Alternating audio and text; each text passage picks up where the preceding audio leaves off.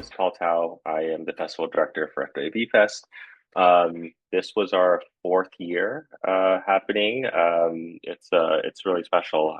We've had all 4 years happen at Idlewild Arts. So I co-founded it with a few other folks from FWB, which is an organization that stands for Friends with Benefits. It's an organization that kind of has its roots in kind of like Web3 blockchain technology and people who want to be able to work with artists and creatives and kind of like work within the larger culture and not be so stuck in like a tech bubble essentially. And myself and a few people from the organization wanted to, my background, for example, is in music. I've worked in the music industry for, 20 plus years now. I used to have a record label, used to have like a marketing creative agency, worked with a lot of, pretty big artists early on, like, Charlie XCX and Florence and the Machine and Lord Huron and McGee and a bunch of other artists like that. I've spent my entire career working with a lot of artists, like very early on in the career, kind of helping them kind of craft their message and their visuals and marketing and things like that. And a lot of the other folks that, co-founded the festival with me are people who didn't come from the tech world. They came from like Greg, who is, he is the head of FWB, the organization. He came from, the hospitality world. He was doing partnerships at the Ace Hotel. Alex Zhang, who also co-founded with us, he came from like the conference world. He was a creative director over at Summit, which is like a pretty big, like kind of very like C-suite corporate oriented conference series.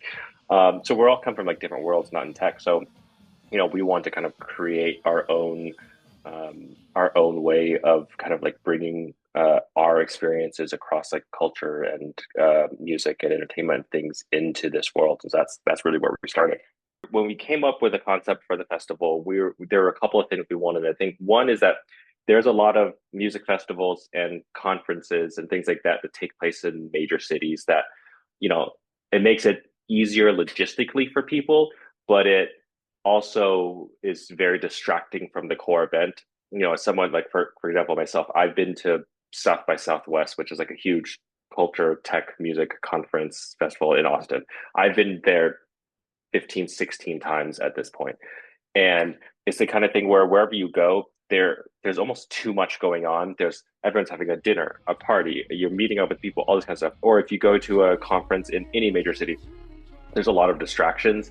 And we wanted specifically to find somewhere that was one, it's close enough to a large city, but also was something where people could really focus. You know what I mean? It's not like we don't want something where people always are like distracted, like we need to go to a dinner here, we need to do this. Like we want them to come first of all, like to wherever it is and just really like be enveloped and almost feel like summer camp kind of thing. We want it to be something where there's not a lot of distractions. And I don't mean that in like a negative way. I mean that in just like you're there for a specific purpose. And so we were kind of like looking around. We wanted to do it in California. I'm based in LA. And so we just kind of we're looking around, and one of the other guys who co-founded it with us, he had seen a photo of the amphitheater at Idlewild Arts, and it was just like gorgeous. Obviously the parachutes there and everything. And so we just kind of like tracked it down, figured out where it was, and reached out. I had never been to Idlewild before, but then we asked around. A lot of people that we knew had been up there just for vacations, or Alex, who was one of the co-founders with me, he actually went to Astro Camp in Idlewild when he was a kid, so he was familiar with it. So there were a few little things that were like, okay, there's signs pointing. We went to the school, we saw stuff, and it really it just stuck with us. I think that we loved how nature driven it was. Like we don't want it to be in an urban environment. We wanted to feel like you're disconnecting and you're really like touching grass essentially, and kind of like just being in the moment and enjoying a weekend with your friends and with music and with workshops and stuff like that. So it was honestly kind of just like a perfect marriage of especially like we love that Idlewild Arts is it's a school. It's about like empowering young artists, all this kind of stuff that I personally believe in. I've been working with young artists my entire life. So I was like, oh, it's almost like kismet. The fact that a venue we found that has so much built in, all this kind of stuff that we were already looking for. the whole venue itself is about like supporting artists and like helping build culture and all this kind of stuff that we do care about, and that's kind of like in our DNA too. So it just kind of felt right, and they've been a real pleasure to work with, and it's been really nice that now I'm up in Idlewild all the time, so we've gotten to know so many like business leaders and owners and just kind of like people, members of the community. I've fallen in love with Idlewild. I'm there every few months now at least. Yeah, it's so lovely. It's like such a magical vibe. Oh, this is my second time. I came last year because I work in crypto and a lot of my friends are here. So last year it was all about like meeting people and tech, but really I came back this year because I was just remembering like watching the sunset over there, swimming in the grotto, the natural beauty of Idlewild, and so I'm just here to be in nature this time.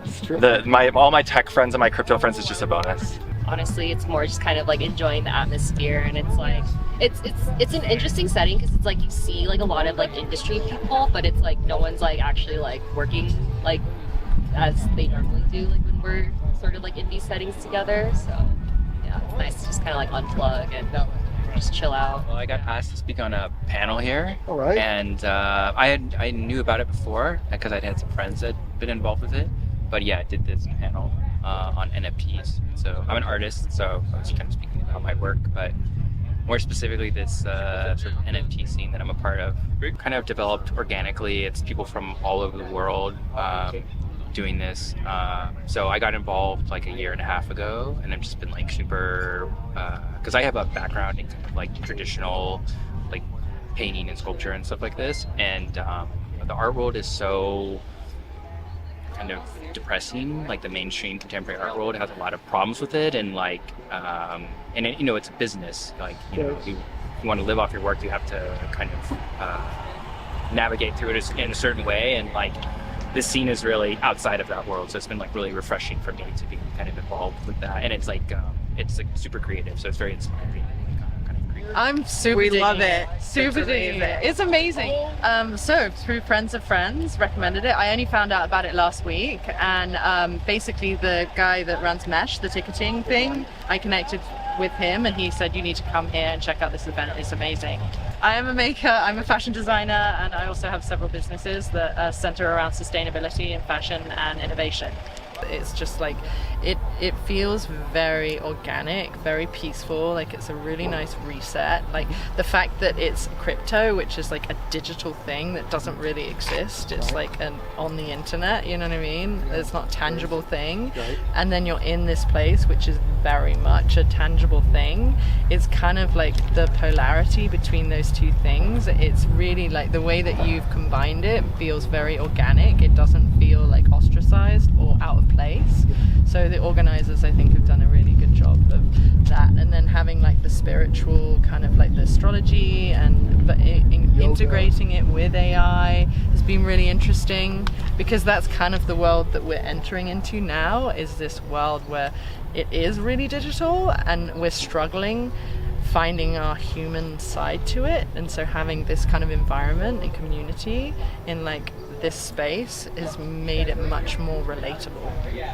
I mean, I definitely will be back, outside of the festival. For sure, I'll be back next year for the festival, but it's so close, like you said, to LA, and like, it's like an oasis. I really wanted to go to this high school when I was a kid, because I went to this like thing called the California Summer School for the Arts. You had to be accepted into it, but Idlewild came and they had like a booth during one of the student days or whatever, and I was like, this sounds like an oasis. It's an art high school. I was so excited for the idea.